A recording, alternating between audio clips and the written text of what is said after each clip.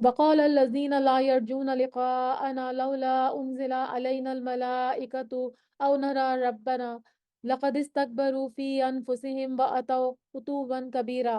اور جنہیں ہماری ملاقات کی توقع نہیں، انہوں نے کہا کہ ہم پر فرشتے کیوں نہیں اتارے جاتے، یعنی کسی انسان کو رسول بنا کر بھیجنے کے بجائے فرشتے کو کیوں نہیں رسول بنا کے بھیجا جاتا، یا اپنی آنکھوں سے ہم اپنے رب کو دیکھ لیتے، یعنی رب خود آ کے ہمیں کہتے ہیں کہ محمد صلی اللہ علیہ وسلم میرے رسول ہیں اور اس پر ایمان لانا ضروری ہے، تب ہم مانتے۔ ان لوگوں نے اپنے رب کو بہت ہی بڑا سمجھ رکھا ہے اور سخت سرکشی کر لی ہے، تو اسی سرکشی اور غرور کی وجہ سے وہ اس قسم کے مطالبے کر رہے ہیں۔ اللہ تعالیٰ تو ایمان بالغیب کے ذریعے انسانوں کا آزماتا ہے۔ اگر اللہ تعالیٰ خود آ جائے یا فرشتوں کو اتارا جائے تو پھر آزمائش کا پہلو ہی ختم ہو جائے گا۔ جس دن یہ فرشتوں کو دیکھ لیں گے اس دن ان گناہ گاروں کو کوئی خوشی نہیں ہوگی، یہ موت کا دن ہوگا۔ یعنی فرشتوں کو دیکھنے کی تو بڑی آرزو کرتے ہیں کہ ہمیں فرشتے دکھائیے، لیکن جب موت کے وقت فرشتوں کو دیکھیں گے تو کوئی خوشی اور مسرت ان کو نہیں ہوگی، کیونکہ وہ تو ان کو جہنم کی وعید سنانے کے لیے آئیں گے۔ اس کے برعکس مومن جو ہوگا وہ کیا کرے گا، اس کو فرشتے جنت کی اور اس کی نعمتوں کی خبر دیں گے۔ حدیث میں آتا ہے کہ فرشتے مومن کی روح سے کہتے ہیں، اے پاک روح جو پاک جسم میں تھی، نکل اور ایسی جگہ چل جہاں اللہ کی نعمتیں اور وہ رب ہے جو تجھ سے راضی ہے۔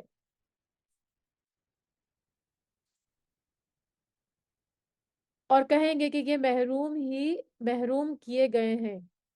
ہجر کا مطلب ہے روکنا، تو ان کو جنت کی نعمتوں سے محروم کر دیا جائے گا۔ اور انہوں نے جو جو اعمال کیے تھے ہم نے ان کی طرف بڑھ کر انہیں پراگندہ ذروں کی طرح کر دیا، یعنی بکھرے ہوئے جیسے ذرے ہوتے ہیں نا، اس طرح سے ہم نے کر دیا، کیونکہ ان کے پاس ایمان ہی نہیں تھا، تو اس لیے ان کے جو وہ ہوتے ہیں، ان کے اعمال جو ہوں گے نیک، وہ سارے کے سارے راکھ کی طرح ہو جائیں گے۔ ہبا ام منصورہ کا ورڈ یہاں پہ یوز ہو رہا ہے نا، تو ہبا جو ہوتی ہے، ہبا ان باریک ذروں کو کہتے ہیں جو کسی سوراخ سے گھر کے اندر داخل ہونے والی سورج کی کرن میں محسوس ہوتے ہیں، لیکن جب ہم ان کو پکڑنے لگتے ہیں تو ہم ان کو پکڑ نہیں سکتے۔ تو قیامت کے دن بھی یہی کافروں کے ساتھ ہوگا کہ ان کے اعمال بالکل بے حیثیت ہوں گے، کیونکہ وہ ایمان اور اخلاص سے خالی ہوں گے۔ البتہ اس دن جنتیوں کا ٹھکانہ بہتر ہوگا اور خوابگاہ بھی بہت ہی عمدہ ہوگی۔ حدیث میں آتا ہے، آپ صلی اللہ علیہ وسلم نے فرمایا کہ مومن کے لیے یہ دن اتنا ہلکا ہوگا جتنے میں دنیا میں وہ ایک فرض نماز ادا کر لیتا تھا، یعنی ان کا حساب بہت آسان ہوگا۔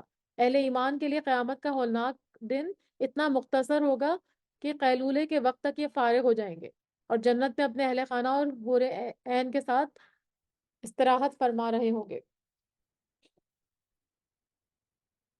اور جس دن آسمان بادل سمیت پھٹ جائے گا، یعنی قیامت کے دن،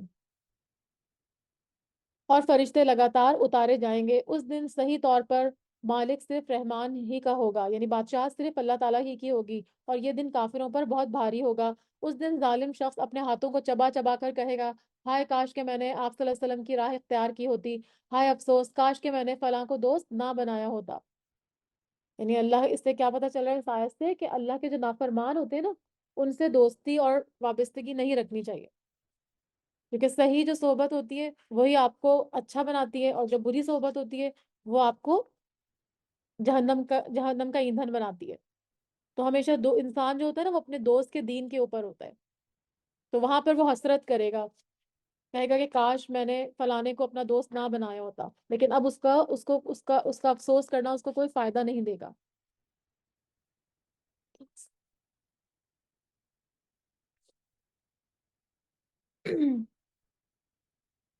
اس نے تو مجھے اس کے بعد گمراہ کر دیا کہ نصیحت میرے پاس آ پہنچی تھی، اور شیطان تو انسان کو وقت پر دغا دینے والا ہے۔ اور رسول کہیں گے، اے میرے پروردگار، بے شک میری امت نے اس قرآن کو چھوڑ دیا تھا۔ وقال الرسول یا ربی ان قوم اتخذوا هذا القرآن مہجورا۔ حجر مطلب علیحدہ کرنا ہوتا ہے نا، تو چھوڑ دینا اس سے مراد ہے۔ تو یہاں پر فرمایا جا رہا ہے کہ مشرکین کیا کرتے تھے، قرآن پڑھتے وقت بہت شور کرتے تھے تاکہ قرآن نہ سنا جائے، تو یہ بھی ہجران کہلاتا ہے۔ اس پر ایمان نہ لانا اور عمل نہ کرنا بھی ہجران کہلاتا ہے۔ قرآن پر غور و فکر نہ کرنا، اس کے جو حکم ہے اس پر عمل نہ کرنا، اور جو جن سے روکا گیا اس سے اجتناب کرنا بھی ہجران ہے۔ اسی طرح قرآن کو چھوڑ کر کسی اور کتاب کو ترجیح دینا وہ بھی ہجران ہے، یعنی قرآن کا ترک کر دینا اور اس کا چھوڑ دینا، جس کے خلاف پھر اللہ تعالیٰ قیامت والے دن اللہ کے پیغمبر اللہ کی بارگاہ میں مقدمہ کریں گے۔ تو یہاں پہ یہ فرمایا جا رہا ہے کہ رسول فرمائیں گے کہ اے پروردگار، بے شک میری امت نے اس قرآن کو چھوڑ دیا تھا، اور اسی طرح ہم نے ہر نبی کے دشمن بعض گناہ گاروں کو بنا دیا ہے، اور تیرا رب ہی ہدایت کرنے والا اور مدد کرنے والا کافی ہے۔ اور کافروں نے کہا کہ اس پر قرآن سارا کا سارا ایک ساتھ کیوں نہیں اتار دیا گیا، یعنی تھوڑا تھوڑا کر کے کیوں نازل ہو رہا ہے، جیسے تورات اور انجیل اور زبور وغیرہ اکٹھے نازل ہو گئی تھی، ایسے کیوں نہیں ہو رہا۔ اسی طرح ہم نے تھوڑا تھوڑا کر کے اتارا ہے تاکہ اس سے آپ کا دل قوی ہو جائے، اور ہم نے اسے ٹھہر ٹھہر کر ہی پڑھ سنایا ہے۔ تو اللہ تعالیٰ اس کا جواب کیا دے رہے ہیں کہ ہم نے حالات اور ضروریات کے مطابق اس قرآن کو 23 سال میں تھوڑا تھوڑا کر کے اتارا ہے، تاکہ پیغمبر صلی اللہ علیہ وسلم کا دل مضبوط ہو جائے، اور اہل ایمان کا بھی، اور خوب اچھی طرح ذہن نشین ہو جائے۔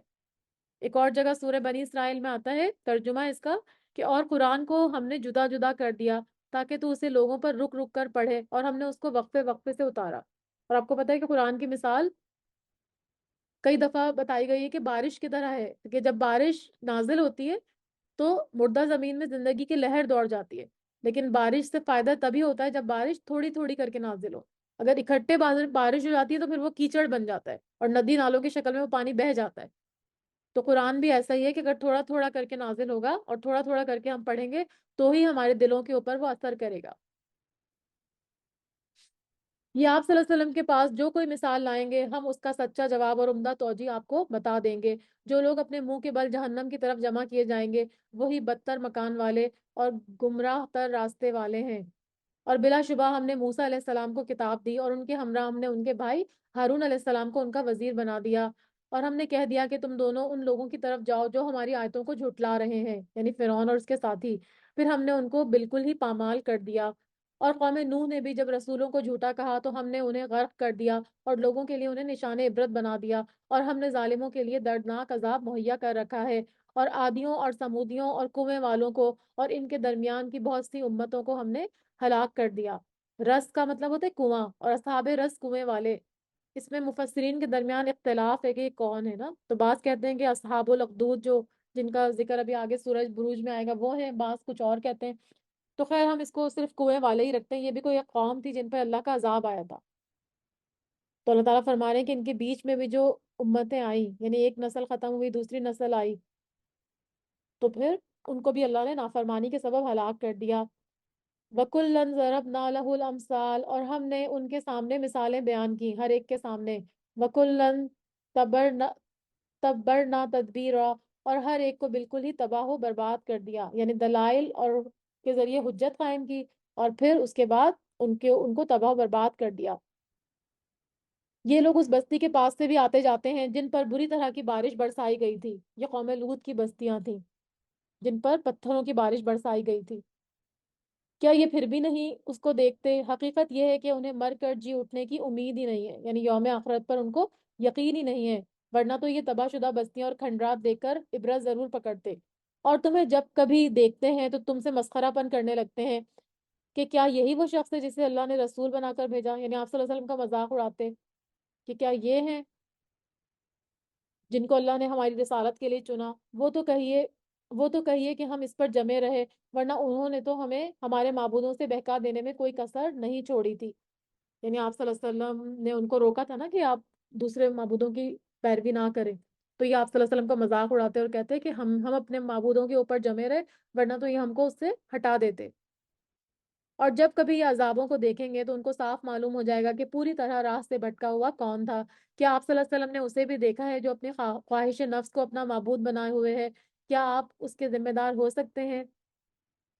یعنی خواہش نفس کو معبود بنانا کیا ہے کہ جو چیز آپ کے نفس کو اچھی لگتی ہے اس کو اپنا دین اور مذہب بنا لے۔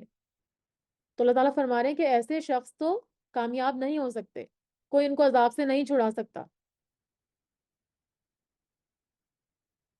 حضرت عباس اس کی تفسیر میں فرماتے ہیں رضی اللہ تعالیٰ عنہ کہ زمانہ جاہلیت میں ایک آدمی ایک عرصے تک سفید پتھر کی عبادت کرتا رہا۔ جب اسے اچھا پتھر نظر آ جاتا، اس سے پہلے سے اچھا، تو وہ پہلے پتھر کو چھوڑ کر دوسرے پتھر کی پوجا شروع کر دیتا۔ مطلب یہ کہ ایسے اشخاص جو عقل و فہم سے بالکل خالی ہیں وہ کیا کرتے ہیں؟ خواہش نفس کو اپنا معبود بناتے ہیں۔ جو ان کی خواہش نفس ان کو جس بات کے کرنے کا حکم دیتی ہے وہ اسی کو کرتے ہیں۔ تو اللہ تعالیٰ کہہ رہے ہیں کہ اے پیغمبر آپ ان کو ہدایت کے راستے پر لگا سکتے ہیں۔ نہیں لگا سکتے، آپ ان کے ذمہ دار نہیں ہو سکتے۔ کیا آپ صلی اللہ علیہ وسلم اسی خیال میں ہیں کہ ان میں سے اکثر سنتے یا سمجھتے ہیں؟ وہ تو نرے چوپایوں جیسے ہیں، بلکہ ان سے بھی زیادہ بھٹکے ہوئے ہیں، کیونکہ جانوروں کو جس مقصد کے لیے پیدا کیا گیا ہے وہ اس کو سمجھتے ہیں، لیکن انسان جس کو صرف ایک اللہ کی عبادت کے لیے پیدا کیا تھا، عقل دی تھی، وہ کیا کرتا ہے؟ شرک کا ارتکاب کرتا ہے۔ تو اللہ تعالیٰ کی نظر میں وہ چوپایوں سے بھی بدتر ہے۔ کیا آپ نے دیکھا نہیں کہ آپ کے رب نے سائے کو کس طرح سے پھیلا دیا ہے؟ یا پھر سے اس آیت سے پھر سے توحید کے دلائل کا آغاز ہو رہا ہے کہ سائے کی طرف غور کرنے کو کہا جا رہا ہے کہ دیکھو کائنات میں کس طرح اللہ نے سائے کو پھیلا دیا ہے، جو صبح صادق کے بعد سے سورج کے طلوع ہونے تک باقی رہتا ہے، یعنی اس وقت تک دھوپ نہیں ہوتی، اور دھوپ کے ساتھ یہ سمٹتا اور سکڑنا شروع ہو جاتا ہے۔ تو اس میں بھی بہت بڑی عبرت ہے۔ اگر چاہتا تو اسے ٹھہرا ہوا ہی رکھ دیتا، یعنی ہمیشہ کے لیے سایہ ہوتا اور دھوپ آتی نہ۔ پھر ہم نے آفتاب کو اس پر دلیل بنا کر بھیجا، یعنی جب سورج آیا اور تو اس کی جب روشنی آئی اور سایہ ہٹا، تب آپ کو سایہ کا پتہ چلا نا، ورنہ اگر سایہ ہی رہتا تو ہمیں سورج اگر نہیں آتا تو ہم کو پتہ ہی نہیں چلتا کہ اچھا روشنی بھی کوئی چیز ہے۔ تو ہر چیز اپنے اپوزٹ سے پہچانی جاتی ہے، اپنی ضد سے پہچانی جاتی ہے۔ اگر ہم صرف دن ہی دیکھتے تو ہمیں رات کا پتہ ہی نہیں ہوتا، تو جب دن کے بعد رات آتی تو ہم کو پتا ہوتا ہے اچھا یہ دن ہے یہ رات ہے۔ تو ہر چیز پہچانی کیسے جاتی ہے؟ اپنی ضد سے۔ تو یہاں پر اللہ تعالیٰ یہی بتا رہے ہیں کہ اگر سورج نہیں ہوتا تو سائے سے بھی لوگ نہیں متعارف ہوتے، سائے کو پہچانتے ہی نہیں۔ پھر ہم نے اس کو آہستہ آہستہ اپنی طرف کھینچ لیا، کہ پھر سورج بھی اپنی طرف کھینچا تو پھر رات آ گئی۔ یعنی اللہ کی یہاں پہ توحید کے دلائل دیے جا رہے ہیں، اور وہی ہے جس نے رات کو تمہارے لیے پردہ بنایا تاکہ تم اس میں آرام کرو، سکون کرو، اور نیند کو راحت بنائی، تمہیں نیند عطا کی۔ سبات کا مطلب ہوتا ہے کاٹنا۔ تو نیند کیا کرتی ہے؟ انسان کے جسم کو عمل سے کاٹ دیتی ہے اور اس کو راحت میسر آتی ہے۔ تو نیند بھی ایک بہت بڑی نعمت ہے۔ اور دن کو اٹھ کھڑے ہونے کا وقت بنایا تاکہ پھر اس میں اپنی تجارت کے کام کریں اور روزمرہ کے کاروبار کریں۔ حدیث میں آتا ہے کہ آپ صلی اللہ علیہ وسلم جب صبح بیدار ہوتے تو دعا پڑھتے، الحمد للہ الذی احیانا بعد ما اماتنا والیہ النشور۔ تمام تعریفیں اس اللہ کے لیے ہیں جس نے ہمیں مارنے کے بعد زندہ کیا اور اسی کی طرف ہمیں اکٹھا ہونا ہے۔ تو کیونکہ ہم نے پہلے بھی پڑھا تھا نا کہ جو نیند ہوتی ہے وہ موت اصغر ہوتی ہے، کیونکہ بہت سے لوگ نیند میں ہی فوت ہو جاتے ہیں۔ تو اٹھنے کے بعد ہمیں ہمیشہ یہ اٹھنے والی دعا ضرور پڑھنی چاہیے، اللہ کی تعریف بیان کرنی چاہیے کہ اللہ نے ہم کو موت کے بعد زندگی دی، کہ ہم اور اللہ کے آگے نیک عمل کرنے والے بنے۔ اور وہی ہے جو باران رحمت سے پہلے خوشخبری دینے والی ہواؤں کو بھیجتا ہے، اور ہم آسمان سے پاک پانی برساتے ہیں تاکہ اس کے ذریعے سے مردہ شہر کو زندہ کر دیں، اور اسے ہم اپنی مخلوقات میں بہت سے چوپایوں اور انسانوں کو پلاتے ہیں، یعنی پانی۔ اور بے شک ہم نے اسے ان کے درمیان طرح طرح سے بیان کیا ہے تاکہ وہ نصیحت پکڑیں، یعنی قرآن کریم کو بھی اللہ تعالیٰ نے مثالوں سے واضح کیا ہے، طرح طرح سے مثالیں دے دے کر بھیجا ہے تاکہ وہ نصیحت حاصل کریں، مگر پھر بھی اکثر لوگ سوائے ناشکری کے نہیں مانتے۔ اور اگر یہاں پہ بارش مراد لیں تو بارش کو بھی اللہ تعالیٰ پھیر پھیر کر برساتے ہیں، کبھی ایک علاقے میں کبھی دوسرے علاقے میں، اور بعض دفعہ ایسا بھی ہوتا ہے کہ ایک شہر کے ایک حصے میں بارش ہوتی ہے اور دوسرے میں نہیں ہوتی، اور کبھی دوسرے میں ہوتی ہے پہلے میں نہیں ہوتی۔ تو یہ اللہ کی حکمت اور مشیت ہے کہ وہ ہر اختیار کل رکھتا ہے کہ وہ جس طرح چاہتا ہے بارش برساتا ہے۔ تو اس میں بھی بہت بڑی نصیحت ہے، لیکن اللہ تعالیٰ فرما رہے ہیں کہ پھر بھی اکثر لوگوں نے سوائے ناشکری کے مانا نہیں۔ اگر ہم چاہتے تو ہر ہر بستی میں ایک ڈرانے والا بھیج دیتے، لیکن اللہ تعالیٰ نے ایسا نہیں کیا، آپ کو رحمت للعالمین بنا کر بھیجا۔ بس آپ صلی اللہ علیہ وسلم کافروں کا کہنا نہ مانیں اور قرآن کے ذریعے ان سے پوری طاقت سے بڑا جہاد کریں۔ تو یہاں پر یہ بہت اچھی آیت ہے، لکھا ہوا ہے فَلَا تُطِعِ الْكَافِرِينَ وَجَاهِدْهُمْ بِهِ جِهَادًا كَبِيرًا، یعنی قرآن کے ذریعے کافروں سے جہاد کا حکم دیا جا رہا ہے کہ ان کے سامنے قرآن کے جو احکامات ہیں ان کو کھول کھول کر بیان کریں، اور ان کے لیے جو وعید ہیں وعدے ہیں وہ بھی ان پر واضح کریں تاکہ وہ توبہ کریں اور اسلام کی طرف رجوع کریں۔ یعنی کسی کو بھی اگر آپ نے تبلیغ کا پیغام دینا ہے تو وہ قرآن کے ذریعے ہی دیں، اپنی طرف سے کوئی بات نہیں کریں، دلیل ہمیشہ قرآن کی رکھیے۔ وَهُوَ الَّذِي مَرَجَ الْبَحْرَيْنِ هَذَا عَذْبٌ فُرَاتٌ وَهَذَا مِلْحٌ أُجَاجٌ وَجَعَلَ بَيْنَهُمَا بَرْزَخًا وہجرم مہجورا، اور وہی اللہ ہے جس نے دو سمندر آپس میں ملا رکھے ہیں، ایک میٹھا ہے اور مزیدار، اور دوسرا جو ہے وہ کڑوا ہے۔ فرات کے مطلب ہوتا ہے کاٹ دینا، توڑ دینا، تو میٹھا پانی جو ہوتا ہے وہ پیاس کو کاٹ دیتا ہے، ختم کر دیتا ہے۔ اجاج کا مطلب ہوتا ہے سخت اور کھارا کھارا پانی، اور ان دونوں کے درمیان ایک حجاب اور مضبوط اوٹ کر دی ہے جو دونوں کو ایک دوسرے سے ملنے نہیں دیتی۔ یعنی میٹھا پانی کھارا یا کھارا پانی میٹھا نہیں ہوتا، بلکہ بیچ میں اللہ تعالیٰ نے ایسا برزخ لگایا ہوا ہے کہ میٹھا پانی کو جہاں تک چلنے کا حکم دیا وہ وہیں تک چلتا ہے، اور دوسرا پانی کھارا والا اپنی جگہ پہ چلتا ہے، دونوں اللہ کی اطاعت میں لگے ہوئے ہیں۔ تو یہ بھی اللہ کی بہت بڑی اس میں نشانی ہے کہ یہ اللہ تعالیٰ ہی ان کو چلانے والا ہے، یہ لوگ ہی اللہ کی اطاعت کرنے والے ہیں۔ وَهُوَ الَّذِي خَلَقَ مِنَ الْمَاءِ بَشَرًا فَجَعَلَهُ نَسَبًا وَصِهْرًا وَكَانَ رَبُّكَ قَدِيرًا، اور وہی ہے اللہ جس نے پانی سے انسان کو پیدا کیا، پھر اسے نسب والا اور سسرالی رشتوں والا بنا دیا، بلا شبہ آپ کا پروردگار ہر چیز پر قدرت رکھنے والا ہے۔ نسب سے مراد وہ رشتہ داریاں ہیں جو ماں باپ کی طرف سے ہوتی ہیں، اور سحر سے مراد وہ قرابت داریاں جو شادی کے بعد جیسے سسرالی رشتے ہوتے ہیں نا ان کو کہتے ہیں۔ تو یہ اللہ ہی نے یہ رشتے بنائے، یہ اللہ کو چھوڑ کر ان کی عبادت کرتے ہیں جو نہ تو انہیں کوئی نفع دے سکتے ہیں اور نہ ہی ان کو کوئی نقصان پہنچا سکتے ہیں، اور کافر تو ہے ہی اپنے رب کے خلاف شیطان کی مدد کرنے والا۔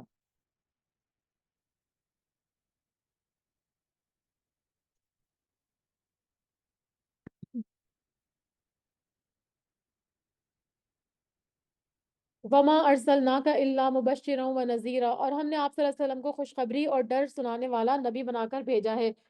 کہہ دیجئے کہ میں قرآن کے پہنچانے پر تم سے کوئی بدلہ نہیں چاہتا، مگر جو شخص اپنے رب کی طرف سے راہ پکڑنا چاہے۔ یعنی میرا اجر تم لوگوں سے صرف یہی ہے کہ تم اللہ کی طرف رجوع کر لو، اللہ کا راستہ اختیار کر لو، میں تم سے کوئی بدلہ نہیں چاہتا۔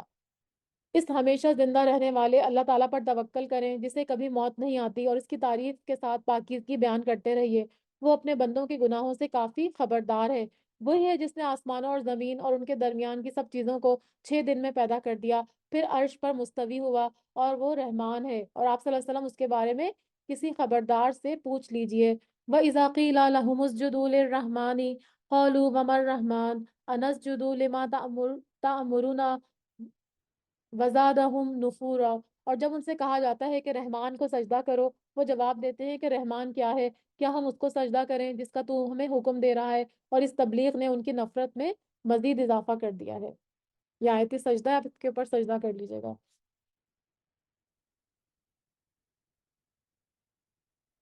تو رحمان اور رحیم اللہ کی صفات ہیں اور اسماء حسنہ میں سے ہیں، لیکن اہل جاہلیت جو ہوتے تھے وہ اللہ کو ان ناموں سے نہیں پہچانتے تھے، کیونکہ صلح حدیبیہ کے موقع پہ بھی ایسا ہوا تھا نا کہ آپ صلی اللہ علیہ وسلم نے معاہدے کے آغاز پر بسم اللہ الرحمن الرحیم لکھوایا، تو مشرکین مکہ نے کہا کہ ہم رحمان اور رحیم کو نہیں جانتے، اور بسمک اللہم لکھو۔ تو یہاں پر بھی وہ رحمان کے نام سے بدکنے کا اور سجدہ کرنے سے گریز کرنے کا ذکر کیا جا رہا ہے۔ بابرکت ہے وہ جس نے آسمان میں برج بنائے، برج کا مطلب ہوتا ہے آسمان میں راستے بنائے یا پھر بڑے ستارے بنائے، اور اس میں آفتاب بنایا اور چمکتا ہوا سورج بھی، سوری چاند بھی۔ تو یہ بھی اللہ کی بڑی بڑی نشانیاں ہیں۔ تمام سیاروں میں سب سے بڑے سیارے یہی آفتاب اور چاند ہیں، سورج اور چاند ہیں، جن کی مدد سے انسان فائدہ لیتا ہے، ان کی روشنی سے بھی، اور ان سے دن اور رات کے ایام مقرر کرتا ہے، اور اسی نے رات اور دن کو ایک دوسرے کے پیچھے آنے جانے والا بنا دیا، رات جاتی ہے اور دن آتا ہے، اور دن جاتا ہے تو رات چلی جاتی ہے، دونوں بیک وقت جمع نہیں ہوتے۔ تو اس سے کیا پتہ چلتا ہے کہ وہ ایک دوسرے کے مخالف ہیں، کیونکہ رات میں ہم آرام کرتے ہیں اور دن میں ہم اپنے کاروبار اور تجارت وغیرہ کرتے ہیں۔ اس شخص کی نصیحت کے لیے جو نصیحت حاصل کرے یا شکر گزاری کرنے کا ارادہ رکھتا ہو، تو دن اور رات کے باری باری آنے میں بھی بہت بڑی نشانی ہے اللہ کی۔ اب یہاں پر اگلی آیت سے جو عباد الرحمان ہیں، اللہ کے بندے ہیں، ان کی کچھ نشانیاں بیان کی جا رہی ہیں۔ تو اگر ہم بھی عباد الرحمان بننا چاہتے ہیں تو پھر ہم کو ان تمام باتوں پر عمل کرنا ہوگا۔ یہ بھی بہت خوبصورت آیتیں، اگر آپ ان کو یاد کر لیں نا تو پھر نماز وغیرہ میں بھی پڑھ سکتی ہیں۔ فرمایا وَعِبَادُ الرَّحْمَٰنِ الَّذِينَ يَمْشُونَ عَلَى الْأَرْضِ هَوْنًا وَإِذَا خَاطَبَهُمُ الْجَاهِلُونَ قَالُوا سَلَامًا۔ رحمان کے سچے بندے وہ ہیں جو زمین پر عاجزی کے ساتھ چلتے ہیں، اور جب بے علم لوگوں سے ان سے بات کرتے ہیں تو وہ ان کو کہہ دیتے ہیں کہ سلام ہے۔ سلام سے مراد یعنی ترک بحث کرنا، یعنی بحث نہیں کرنے کی بجائے اگر زیادہ وہ بحث کر رہے ہیں آپ کے ساتھ کسی معاملے میں تو ان کو السلام علیکم کہیں اور وہاں سے چلے جائیں۔ یعنی اہل ایمان کا کیا رویہ ہوتا ہے کہ اہل جہالت سے الجھتے نہیں ہیں، بحث مباحثہ نہیں کرتے، بلکہ ایسے موقعوں پر اعراض کی پالیسی اختیار کرتے ہیں، کیونکہ بے فائدہ بحث جو ہے وہ کوئی آپ کا ٹائم آپ کا ضائع کرتی ہے۔ تو مومن جو ہوتے ہیں سچے مومن وہ بے فائدہ بحث نہیں کرتے، ان کو سلام پیش کرتے ہیں۔ والذین یبیتون لربہم سجدا وقیاما، یہ وہ لوگ ہیں جو اپنے رب کے سامنے سجدے اور قیام کرتے ہوئے راتیں گزار دیتے ہیں۔ تو نہ صرف دن میں بلکہ رات کو بھی اللہ تعالیٰ کے ہاں آگے قیام کرنے کی بہت زیادہ فضیلت ہے، اور آج کل تو ویسے بھی رمضان کا مہینہ ہے تو آج کل تو ضرور آپ لوگ قیام کریں، بھلے تھوڑی سی رکعتیں پڑھیں، اگر 20 رکعتیں نہیں پڑھ سکتی تراویح کی تو کم از کم 8 پڑھیں، 7 پڑھیں، 11 11 پڑھیں، 8 پڑھیں، لیکن ضرور جو ہے کوشش کریں کہ کچھ نہ کچھ قیام کی حالت میں اپنی راتیں گزاریں، کیونکہ نفل کا ثواب بھی آج کل فرض کے برابر ہے۔ تو یہاں پر ان مومنین کی خصوصیات عباد الرحمن کی بتائی جا رہی ہے کہ وہ اللہ کے سامنے سجدہ بھی کرتے ہیں اور قیام کرتے ہوئے راتیں گزارتے ہیں۔ والذین یقولون ربنا اصرف عنا عذاب جہنم ان عذابها کان غراما، اور یہ دعا کرتے ہیں کہ اے ہمارے پروردگار ہم سے دوزخ کا عذاب پرے رکھ، دور رکھ، کیونکہ اس کا عذاب چمٹ جانے والا ہے۔ رحمان کے بندے ایک طرف تو بتایا جا رہا ہے کہ اللہ کی عبادت کرتے ہیں راتوں کو اٹھ کر، اور دوسری طرف وہ ڈرتے بھی ہیں کہ کہیں غلطی یا کوتاہی پر اللہ کی گرفت میں نہ آ جائیں، تو عذاب جہنم سے بھی پناہ طلب کرتے ہیں۔ تو انسان کو اللہ کی عبادت اور اطاعت کے ساتھ اللہ سے بے خوف بھی نہیں ہونا چاہیے، کسی عبادت کرنے کے بعد اللہ کے بارے میں کسی غرور اپنے بارے میں کسی غرور اور گھمنڈ میں مبتلا نہیں ہونا چاہیے، ہمیشہ اللہ سے ڈرتے رہنا چاہیے۔ ایک اور جگہ سورہ مومنون میں آتا ہے کہ وہ لوگ کہتے ہیں وہ لوگ کہ جو کچھ دیتے ہیں ان کے دل ڈرتے ہیں کہ وہ اپنے رب کی طرف لوٹنے والے ہیں، کہ ہمارا صدقہ و خیرات قبول ہوگا بھی کہ نہیں۔ اس کے بارے میں نے آپ کو ایک حدیث بھی بتائی تھی شاید ابھی کچھ دن پہلے نا، کہ حضرت عائشہ نے پوچھا تھا آپ صلی اللہ علیہ وسلم سے کہ کیا اس سے مراد وہ لوگ ہیں جو شراب اور پیتے ہیں اور چوری کرتے ہیں، تو آپ صلی اللہ علیہ وسلم نے فرمایا تھا نہیں اے ابو بکر کی بیٹی، بلکہ یہ لوگ وہ ہیں جو روزے رکھتے ہیں، نماز پڑھتے ہیں، صدقہ کرتے ہیں، لیکن اس کے باوجود ڈرتے ہیں کہ کہیں ان کے عمل نامقبول نہ ہو جائیں۔